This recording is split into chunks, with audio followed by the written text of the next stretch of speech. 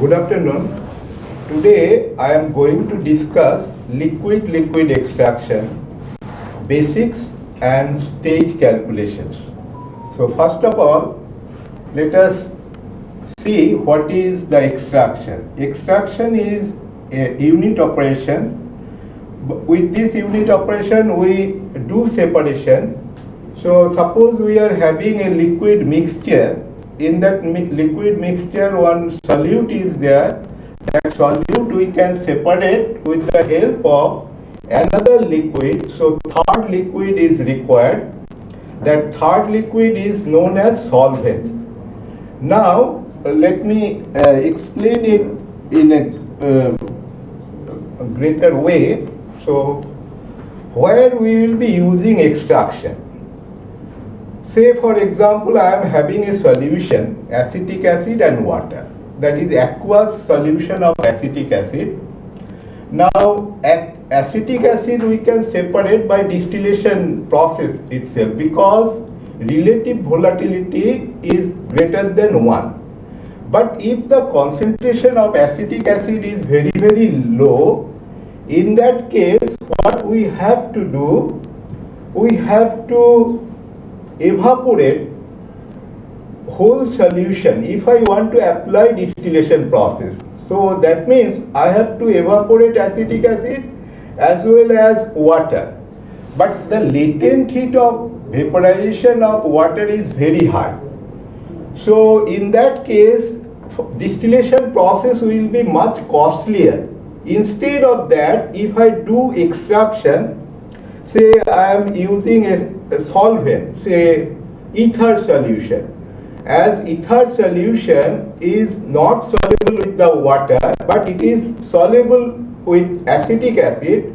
So acetic acid will be preferentially dissolved in ether solution. Now after extraction of acetic acid from the aqueous solution, what we can do, we can distillate the mixture, that is acetic acid and ether, and we can separate them. So this is one of the way of separating acetic acid from aqueous from its aqueous solution. Now you may ask me why we should use this extraction process. As I already mentioned that it will be cheaper one because latent heat of vaporization of ether is much lower than latent heat of vaporization of water. So that's why this extraction process will be more economical than distillation process. In some other cases, here it is also mentioned that some other cases say in fermentation broth, some of the component is very valuable one. But from there we cannot separate them by distillation process. So extraction is the only process by which we can separate that component from the fermentation broth. So in biotechnology, in food technology, extraction is also used. So here I have mentioned that extraction is generally considered in the following cases, that is low relative volatility. That means where relative volatility is less than 1.3. And in I already mentioned that acetic acid separation from its aqueous solution. Another one is removal of non-volatile components. So non-volatile component, suppose one component is there in a mixture. So if I want to separate them by distillation process, we have to boil it to its boiling point.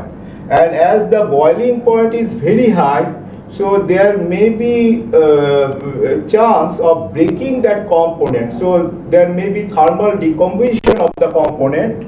Due to that, that component will be converted to some other component. That's why in those cases also we can use extraction operation. It is also the same high heat of vaporization. There also we can use thermally sensitive components.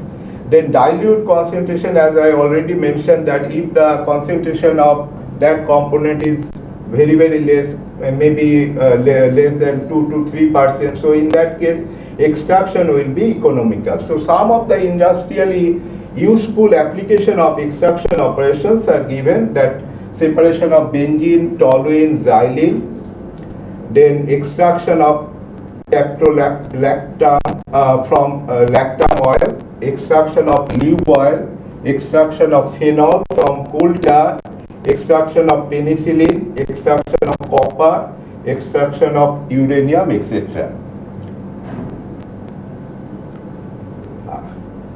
So this is very important for doing extraction calculation.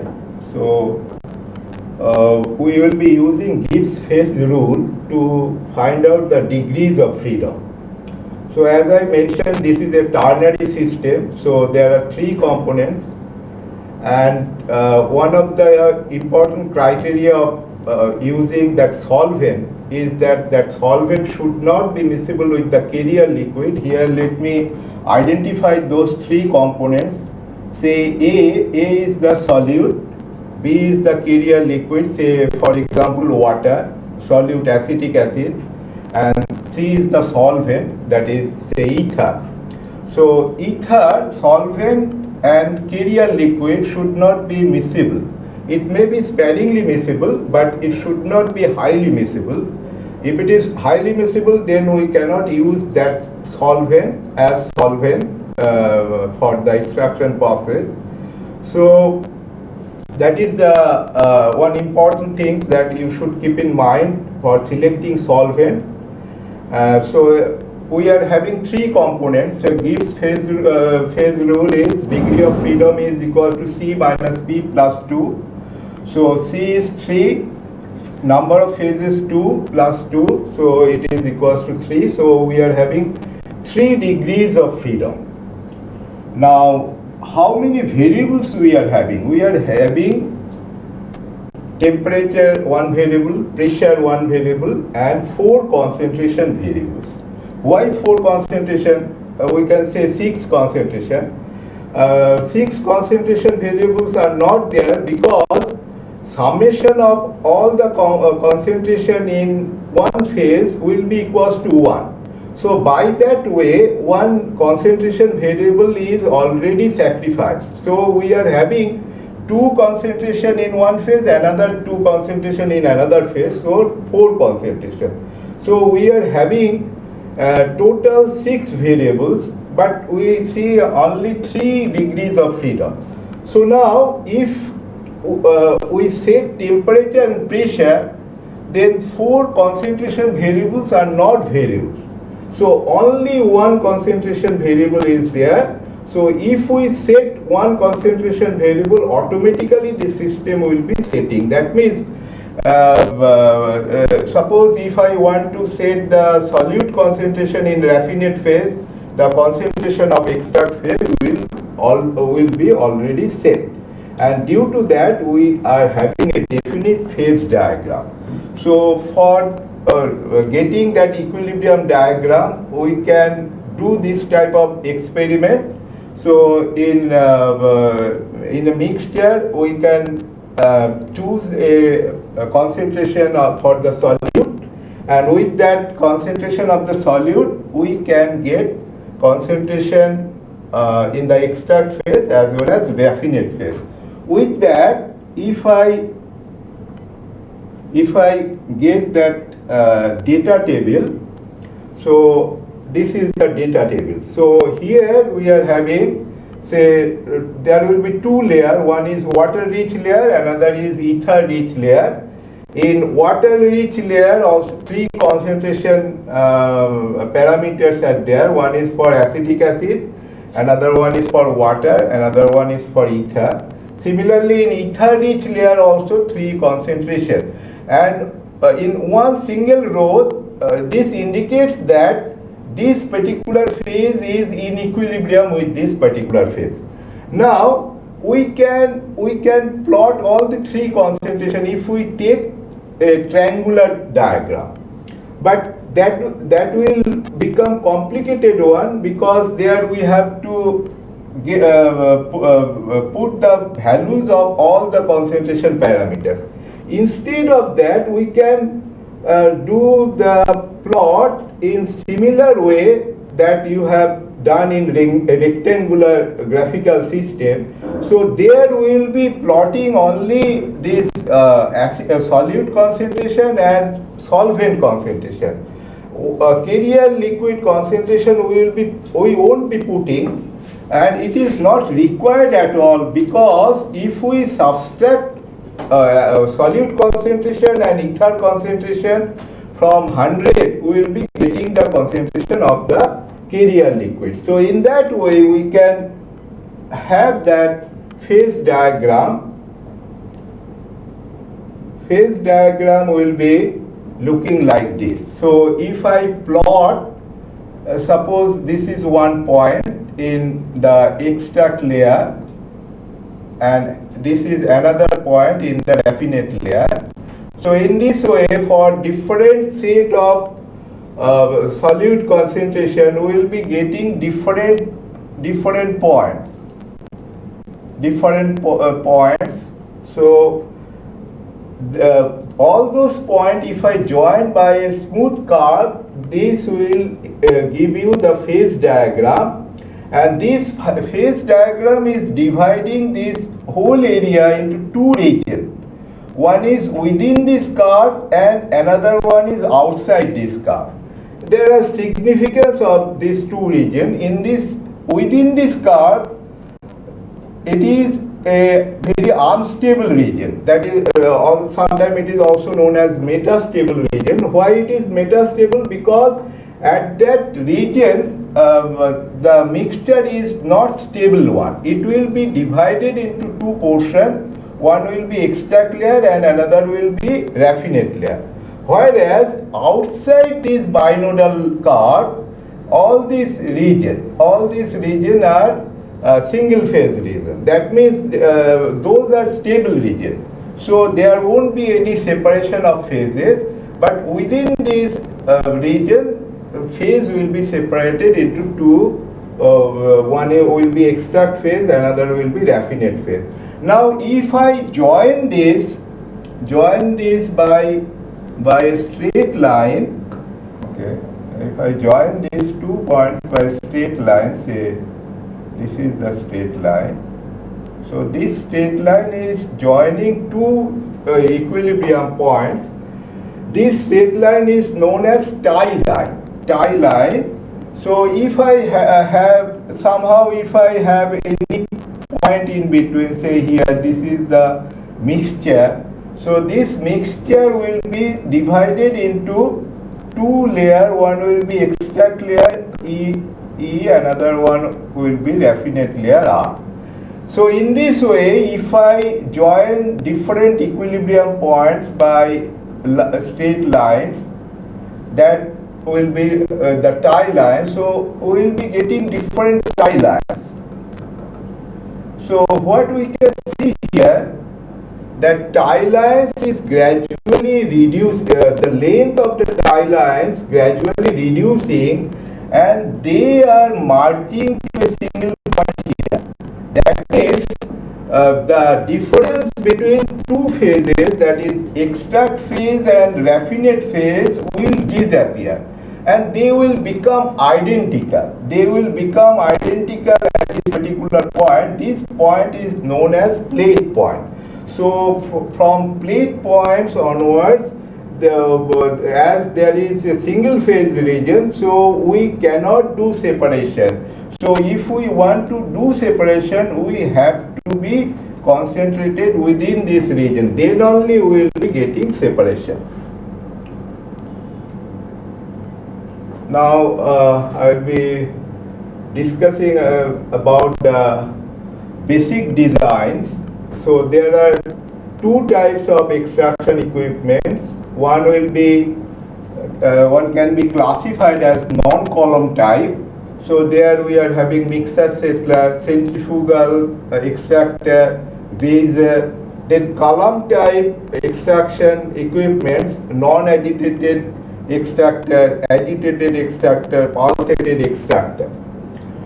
So here I want to mention something that in extraction operation, we are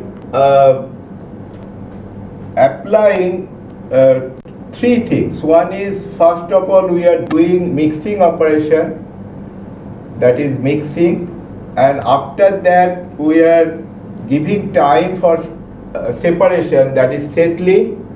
Then of course after settling we need to separate them. So for selecting solvents there are some important parameters based on which we have to select the solvent, that I will be discussing of course after these slides are there I will be discussing. Here I want to mention where centrifugal extractor we are going to use. So this process of separation of two liquid phases, that will be faster when there will be density difference. Until and unless density difference is not much, that separation won't be faster. So to fasten the separation process, suppose we have chosen one solvent. That solvent is not having much density difference with the carrier liquid. In that case, we can do separate them by using centrifugal force. So if we use centrifugal extractor, then separation will be easier. So these are the basic design of extractors. So let me show you some of the extractors. So this is mixer settler. So this is the mixing tank where mixing will be taking place. Then this is settling tank. So here mixing and settlings are taking place in two different equipment. So they are separate one. And here both in a single unit. So both type of mixer settlers are there. Then we are having this one plate and agitated column type extractor. So here these are plate columns. So of course to separate the liquid phases, one coalescence section is there. Their liquids will be separated again. Then again they will be mixed in the other liquid through bubbling through the plate. So here for mixing them we have not used any mechanical agitator, but we can put mechanical agitator also. Here I have shown you that in the columns that mechanical agitator is also there, paddle type agitator, so that will be enhancing the mixing operation. So another type of extraction equipment that is also there, that is spray column type extractor. So here I have shown spray column type extractor. So instead of this blank column, here we can put some packing material. So in that case it will become packed column extractor. So these are some of the example of extraction equipment. So now that as I mentioned, that solvent selection is very important. So how we will be selecting the solvent for the extraction operation? For selecting the solvent for extraction operation, insolubility is one of the parameters that I mentioned, that it should be insoluble with the carrier liquid, or at best it may be sparingly or partially miscible with the carrier liquid, but it should not be fully miscible with the carrier liquid. Second thing is that solute selectivity, that should be greater than 1. This is very, very important. Until and unless solute selectivity is greater than 1, that solvent cannot be used. Now let me explain what is this selectivity. Selectivity is equals to the ratio of weight fraction of solute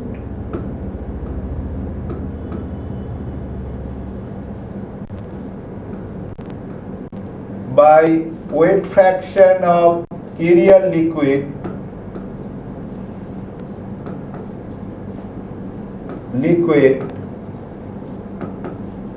in extract phase, E phase, divided by weight fraction of solute divided by weight fraction of carrier liquid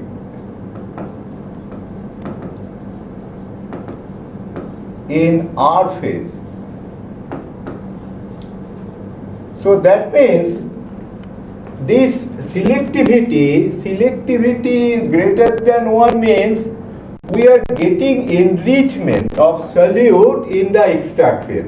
And if this is there, then only we will be able to separate them by extraction. So this is very, very important, and if we simplify this, then we will see that selectivity is nothing but it will be equals to distribution coefficient, that is y E star by x multiplied by the remaining factor. Remaining factor will be the weight fraction of carrier liquid in R phase by weight fraction of carrier liquid in E phase. Now this y E star by x is known as distribution coefficient. Distribution coefficient, if it is greater than 1, then it is preferable, but it is not mandatory. Not mandatory means even if it is not greater than 1, equals to 1 or less than 1, then also we can use that solvent for the extraction operation. Only thing is that solvent requirement will be more if the distribution coefficient is equals to or less than 1. But if it is greater than 1, then solvent requirement will be less. So that advantage we are going to get. Then separability, that interfacial tension, recoverability, all these are very important. So interfacial tension, say, it should be higher. If it is higher, then coalescence of the liquid bubbles or droplets will be faster, so that separation will be easier. Then recoverability, that means the solvent that we are going to use for extraction operation, that recoverability of the solvent should be very high, otherwise this extraction process will become uneconomical. And after all the solvent that we are going to select should be non-toxic, non-reactive and low cost. So now we will be discussing about this liquid extraction columns, how may be designed in 3 different ways. As a collection of equilibrium stages, that way we can design that. That is quite important, and that I will be using here itself. Another way is as a continuous differential contactor with mass transfer. That way also it can be designed, and that some slides I will be showing, but the details won't be shown here. And then using purely kinetic models, that is also another method that also won't be discussed here.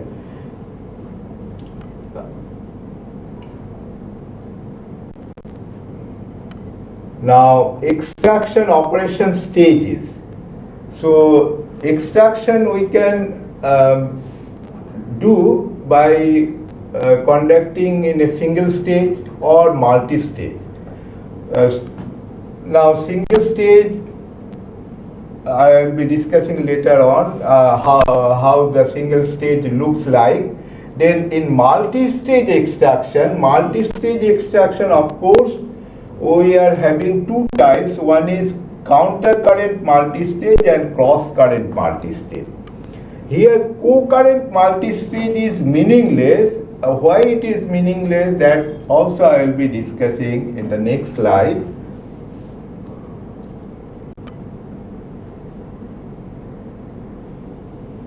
Yes.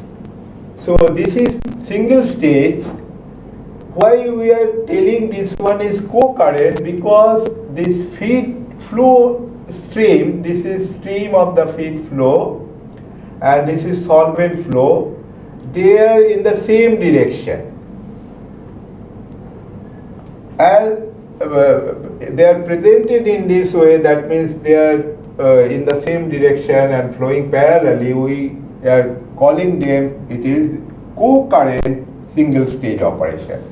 Here you can see the solvent flow rate and feed flow rate, they are in opposite direction. That's why they are known as counter current single stage. And this one is cross current, because flow of feed and flow of solvent, they are perpendicular with each other, but it is represented in this way. But practically, if we think, then what is that extraction process? Extraction process is nothing but solvent is mixed with the feed. Then after mixing, mass transfer is carried out, and when mass transfer is over, then they are separated into two different phases, extract phase and raffinate phase. Same thing is occurring here also, here also. That means single stage operation, whether it is co-current, counter-current or cross-current, all are identical, but they will be represented in different way. Whereas in multi-stage operation, it will be different. Yes, this is single stage co-current extraction. After doing material balance, whatever equation we will be getting, that equation will have this negative slope, Rs by Es. So negative slope means operating line. This is the operating line. Operating line will be like this. And if this is equilibrium stage, then we will be reaching up to this point. And if it is not attaining equilibrium, then it may end somewhere here. This is the equilibrium line. So equilibrium line and operating line for the co-current and cross-current operation, it will be looking like this. Whereas for the counter-current operation, if I draw the operating line, that operating line will be like this.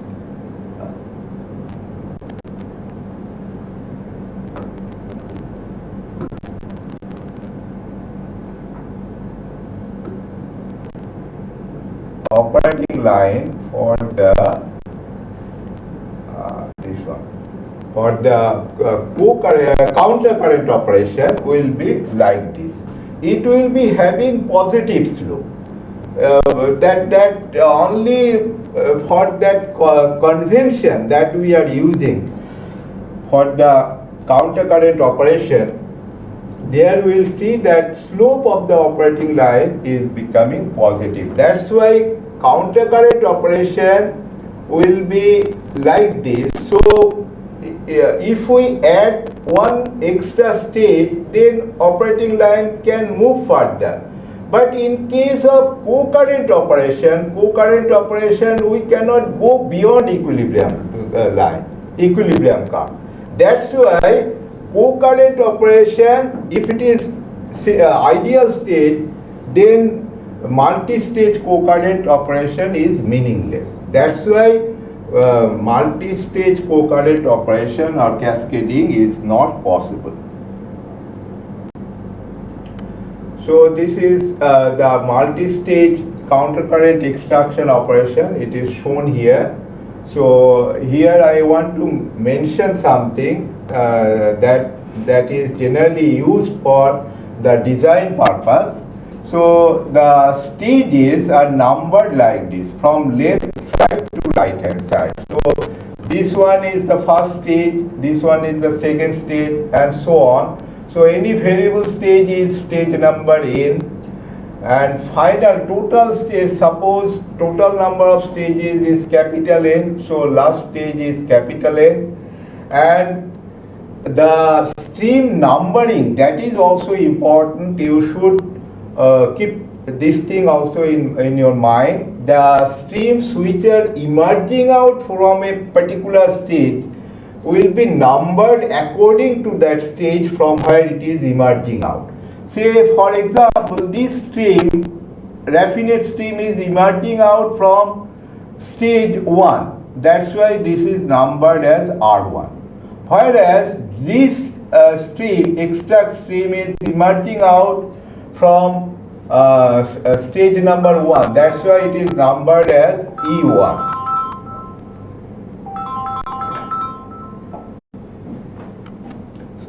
So these stages, you can see that all the emerging streams are numbered according to the stages from which it is coming out. So that's why this one is E2, this one E3, this one R2, Rn, Rn minus 1, R capital N.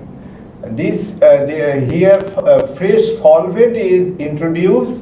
So this S is equal to En plus 1. So if we use the same convention, this S will become equals to En plus 1. And similarly, this F, we can also write this F as R0. So this way they are numbered. Now if I do material balance for the individual stage, that after doing material balance, we will see that the difference flow rate, is shown by this red line, which is the difference between this extract phase and raffinate flow rate. So that difference flow rate is remaining constant for all the stages, and based on that we will be drawing the conclusion for calculating the number of stages as well as the operating point and construction line. How we can draw that will be discussed while solving one problem that is also there in this slide. So let me go to the next slides. So here that countercurrent multi-stage operation that is shown here. So this is the operating line, this is the equilibrium curve. So we can see the number of stages is calculated by drawing the staircase like this. So just draw horizontal line from this point, then vertical line, horizontal line up to equilibrium curve, then vertical line up to operating line, then horizontal line up to equilibrium curve, then vertical line, and so on. In this way, the number of stepping off that you have done, that will give you the number of stages. So this way we will be determining the number of equilibrium stages required for multi-stage countercurrent operation. This is multi-stage cross-current operation. Multi-stage cross-current operation is also useful. Why it is useful? Let me explain that. So after the single-stage operation, this raffinate stream may contain some more solute. But for some requirement, if we want to reduce the solute concentration further, this may be one objective. One more objective is that we need to extract more of solute. In that case, that raffinate will be extracted with fresh solvent again, So we'll be doing extraction in the second stage also. Then the raffinate stage, from this stage 2 will be further extracted in stage number 3 to do this or continue this extraction process. But here I must say that this cross-current extraction generally in multi-stage cross-current extraction generally does not exceed more than 3 number of stages, because that won't become economical and that does not require at all. Within 2 to 3 stages our objective is fulfilled. So here the extraction process, you can see that how we are attaining that extraction. First of all, this stage 1 we are moving this way, because as I mentioned that both the co-current and cross-current operating line is like this. So we will be reaching up to equilibrium line. If this is equilibrium stage. If it is not equilibrium state, then we may not reach up to equilibrium curve, say somewhere here.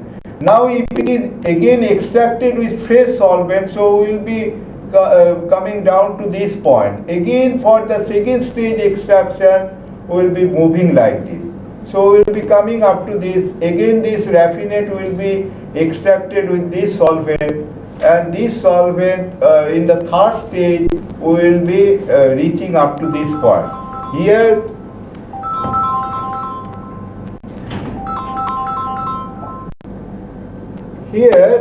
so with this 3 stage we can reduce the solute concentration to this level. So cross current multi-stage extraction is also important.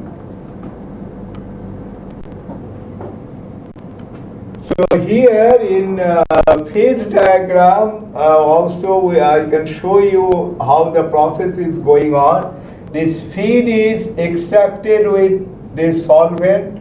So this solvent and feed there from these 2 points we will be getting mix point M1, and by drawing tie line through M1 point we will be getting this extract and this raffinate. This raffinate will be again extracted with this solvent. So they will be connected by a straight line to find out the M point here. So this is M2. So through M2 point again we need to draw tie line. So that tie line will give you extract phase E2 and raffinate phase R2. Then this R2 will be again extracted with this solvent. So by joining these 2 points by straight line we can get the mixture point M3 by using lever arm rule. So through M3 point again we have to draw tie line to find out the extract phase concentration and raffinate phase concentration E3 and R3. So this is the process or procedure to find out number of stages in cross-current multi-stage extraction.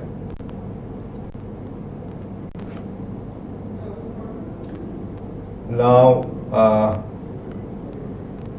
the procedure I have shown here. So, from the M point, if we have this binodal curve, then through M point, if we draw tie line, so that tie line where it will be intersecting with the binodal curve, one point which will be nearer to the carrier liquid, that will give you raffinate, and which is nearer to the solvent, that will give you the extract.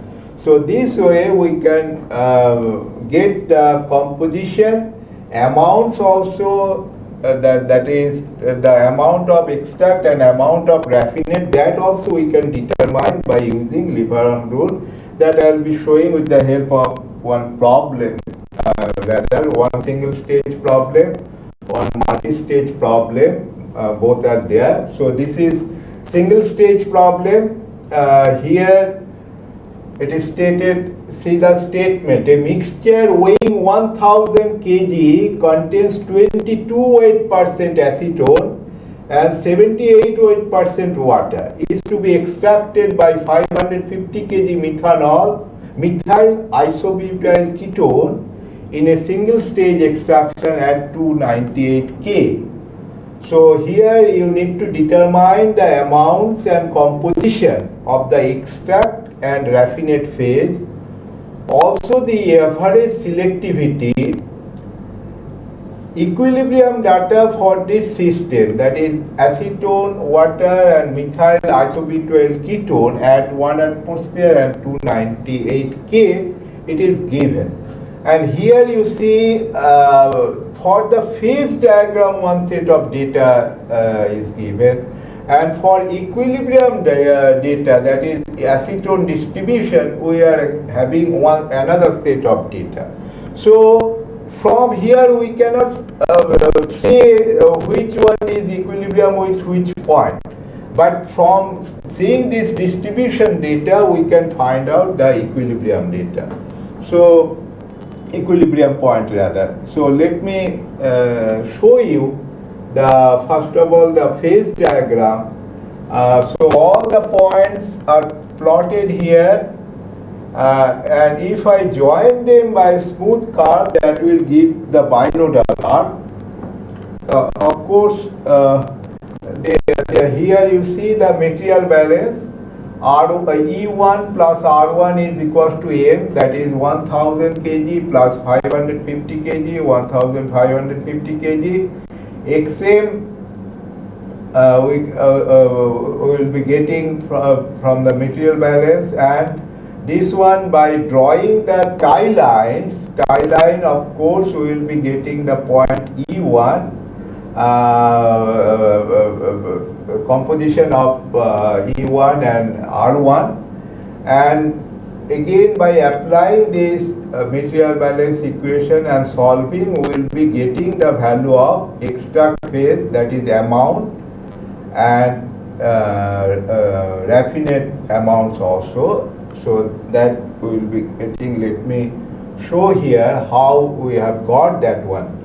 So this is the feed point that already that is mentioned, that concentration of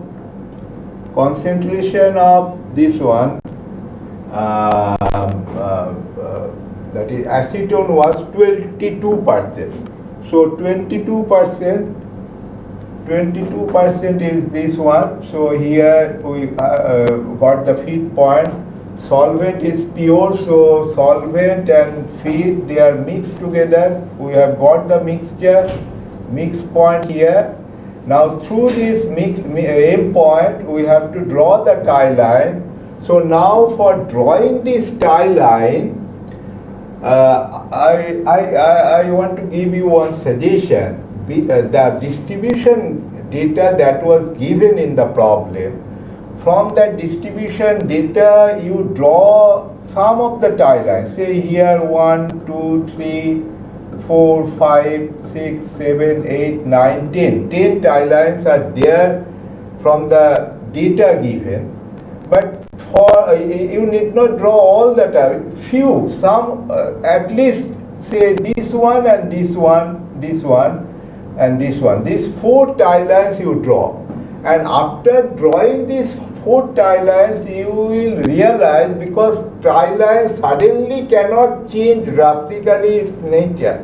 So its nature will, or trend will remain the same. So based on the same trend, you draw the tie line, one arbitrary tie line that are not arbitrary, based on the trend of the tie lines you have. With that you draw that. Then you can verify that whether this tie line that you have drawn is correct or not. For that you have to draw one distribution curve, and in that distribution curve, if you put the value of this one, from this E1 point you find out the Y value, and from R1 value you find out the X value, and this X and Y, that is solute mass fraction in raffinate phase and solute mass fraction in extract phase, these two values you put in the distribution curve, and if you find that if it is lying on the distribution curve, then your tie line, whatever tie line you have drawn, that is correct. So if you can verify that, then you read the value of R1 and E1. And so composition you will be getting that I have shown in the previous slide. And amounts, for determining the amounts, you can either use Leverhulme rule, that total amount, that is 1550 kg, you can divide in the ratio of this length and this length. That way you can divide, or by doing the material balance also, that I have shown you in the earlier slide, that by using material balance we can also find out the value of E1 and R1. So this is the way, the answer I have given. And now to find out the selectivity value, the definition I have already given, what is the definition of selectivity. Now based on that, if we have this table, that is in water phase, the concentration of acetone and water. Similarly, in methyl isobutyl ketone phase, the concentration of acetone and water. So these two data you have, now you find out their ratio in the extract phase and the raffinate phase. Then ratio of those two ratio is this one. So this is the selectivity value for this particular set of equilibrium point. Now this is the selectivity value for the second set, third set, and so on.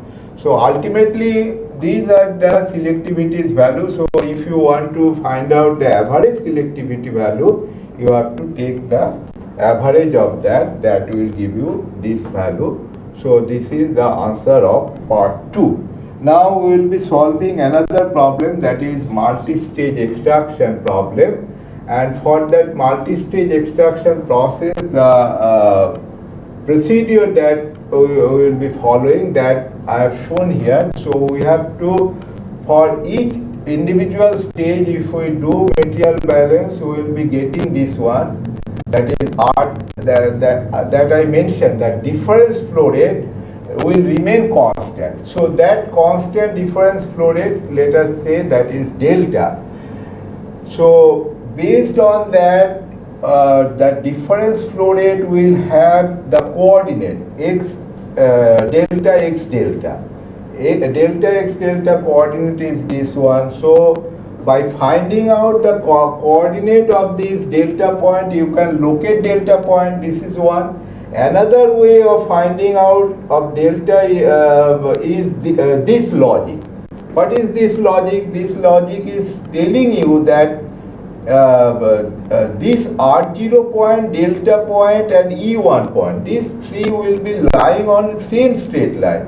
Similarly, Rn, delta, and En plus 1, they will also lie on the same straight line. This will also, that is Rn, delta, and En plus 1, that will also. So all these lines are having same common point delta. So if we can draw any of these two lines, then their point of intersection will be the difference point delta. So that is the logic behind that. So that delta point we can find out by drawing those two lines. Of course, that is shown in this particular problem. So with the help of that problem, I will be discussing that. So let me first show that particular graph. Then I will be coming back to this problem. So as I mentioned that this one R0, that is feed point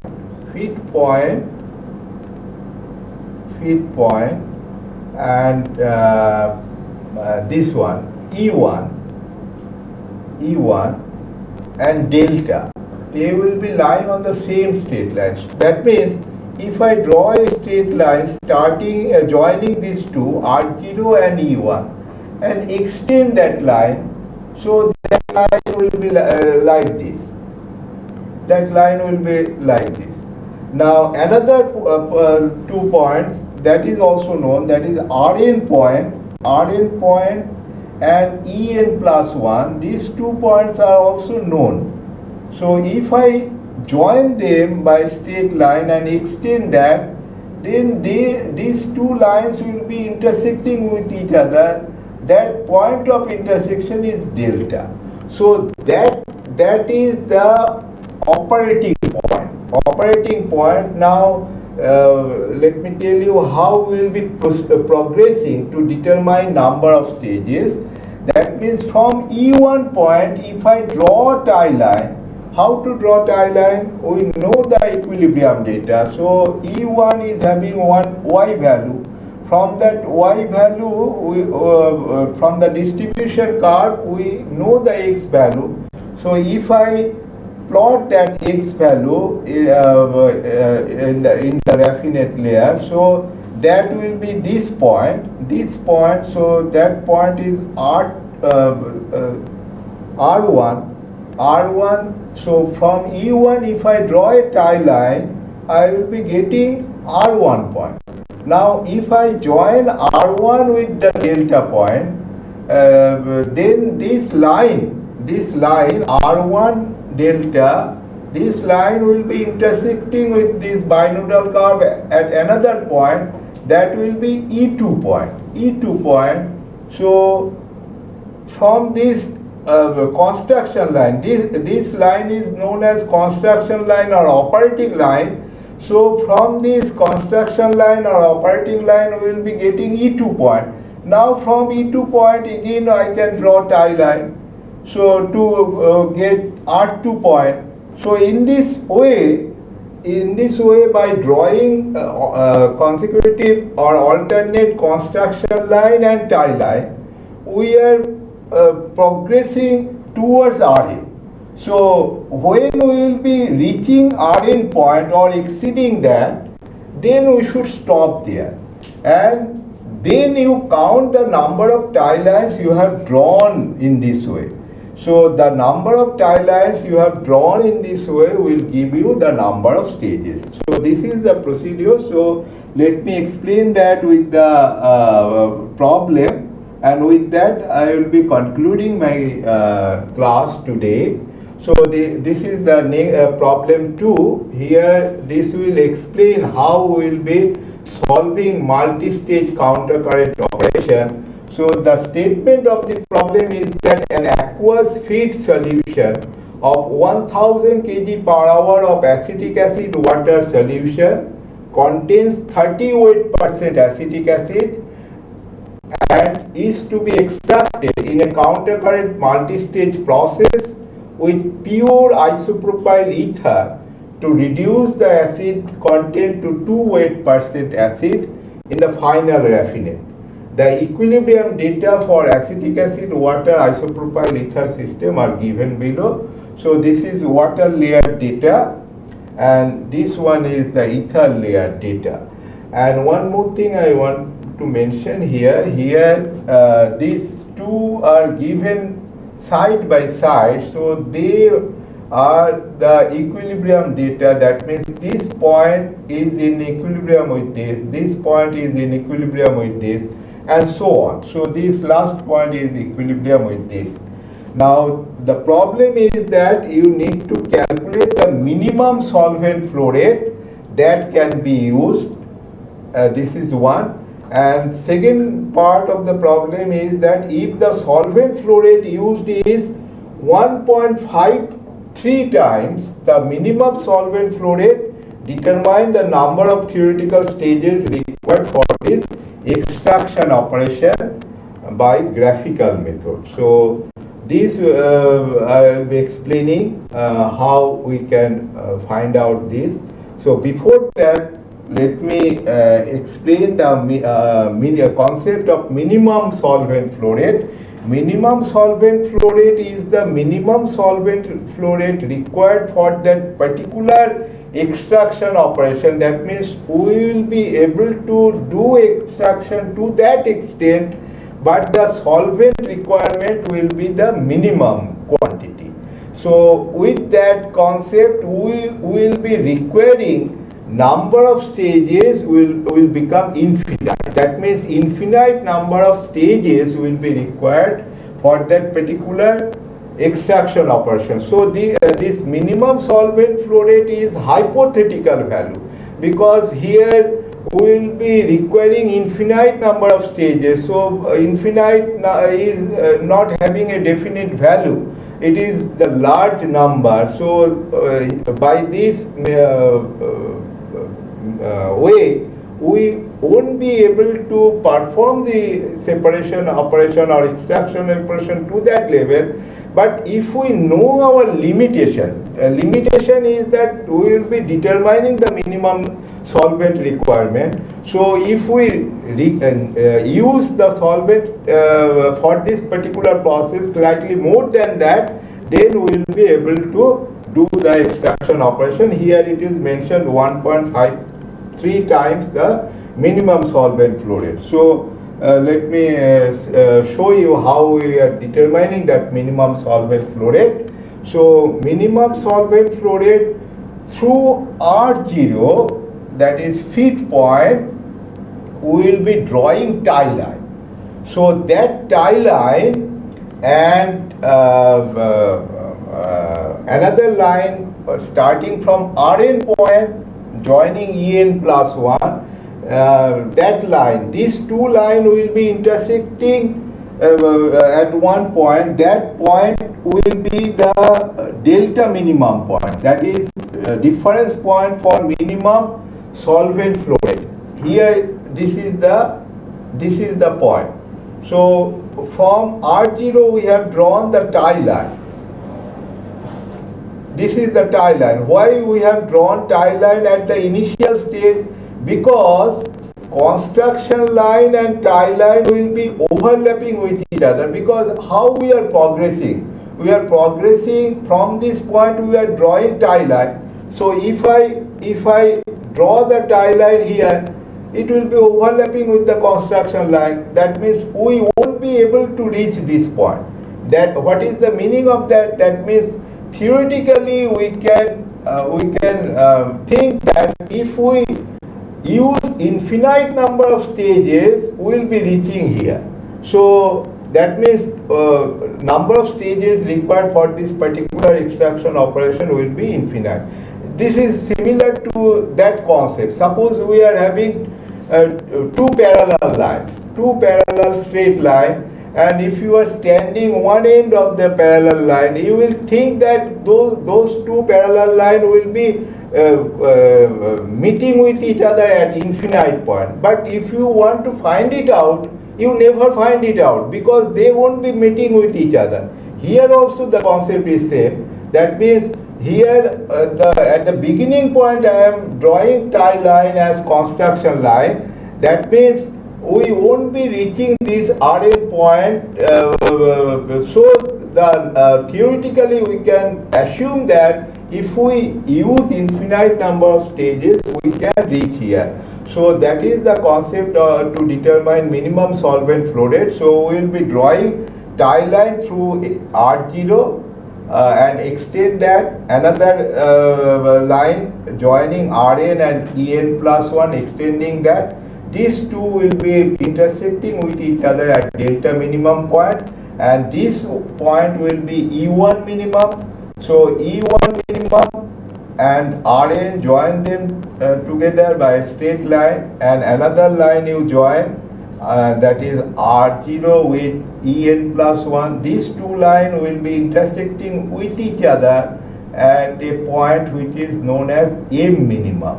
So M minimum point you have to find out. From M minimum point you will be able to determine minimum solvent flow rate. So this data I have taken from the graph with the help of this equation. we are able to determine the minimum solvent flow rate. Minimum solvent flow rate. Yes, this one. XAM is equation is this one. So substituting all the values, we will be able to determine En plus 1 minimum, that is minimum solvent flow rate, and that value from this equation we are getting as 1630 kg per hour. So as soon as we got minimum solvent flow rate, multiply this value with that factor that is stated in the problem to find out the actual solvent flow rate. Now from the actual solvent flow rate, we will be able to determine the coordinate of M point by using this formula. This is one method, or you can use the lever arm rule. That also will give you or help you to find out the M point. So after finding out the M point, then we will be able to determine that delta operating point, as I have shown you in this graph. So this is the delta minimum point. So now the procedure, as I stated, that from E1 point you have to draw tie line to get R1, then join R1 with delta to get E2 point, then from E2 point draw again tie line to find out R2 point, then join R2 with delta to find out E3 point, and so on. So in this way we will be proceeding towards Rn. So when we will be proceeding Rn, we will stop there and count the number of tie lines you have drawn. That will give you the number of stages. But here one thing I want to mention, for solving this problem practically, sometimes you find that in your graph sheet this point of intersection may be outside the graph paper. Then in that case, what you will do? In that case, if you want to redraw it again, then it will take longer time. So you need not worry about that. What you will be doing, you should attach one paper. You can attach another graph paper or another plain white paper also with this graph sheet, and so that that sheet will be locating the delta point, delta minimum point, delta point. So only the location of that point is important. It is not important that you need to read the value of the coordinate, because if you apply lever arm rule, value is not required. Only the length you need to determine. So that way you can avoid the complications or problem that you will be facing in the exam hall when you are going to solve this problem. So just attach one white paper or graph paper along with this and complete that problem. So with the, and one more problem that also you may face. Here, after drawing 4 or 5 stages, then you will find that it is very difficult to identify tie line and construction line, In that case, you can draw extended plot. That I have shown here. Extended plot also you can have. So this is the extended plot. This extended plot will have two curves. One will be equilibrium curve, another one will be operating line or operating curve. So this operating line or operating curve data you have to take from that construction line intersection point. So suppose that E1 R0, then E2 R1, E3 R2. So all these data you have to take from the graph, then you locate them and join them by a smooth curve. This extended plot that you should draw in with extended scale. so that you have a enlarged figure here. So after drawing this equilibrium curve and operating line or operating curve, then you draw the stages. So like this, here I have shown you, this is one stage, this is two stage, and so on. So here you can exactly or perfectly determine the number of stages required for this multi-stage countercurrent extraction. So here the number of stages, you can count it, it will be about 7.5. Why it is fraction here? Because if you draw 8 stages, you will see that you cross that xn point. So that xn point will be in between that triangle. That's why I have put, or you can approximately, if you want to find out exactly, you need to determine the area of the triangle, how much it is covered. Otherwise, you can approximately put some value based on your eye estimation. So here, as it is in the middle, so I have put 7.5. So with that, I'm concluding today's class.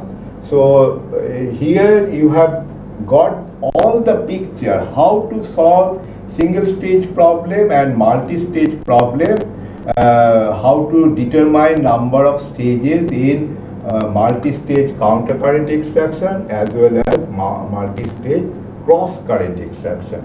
So with that, I am concluding today's class. Thank you very much.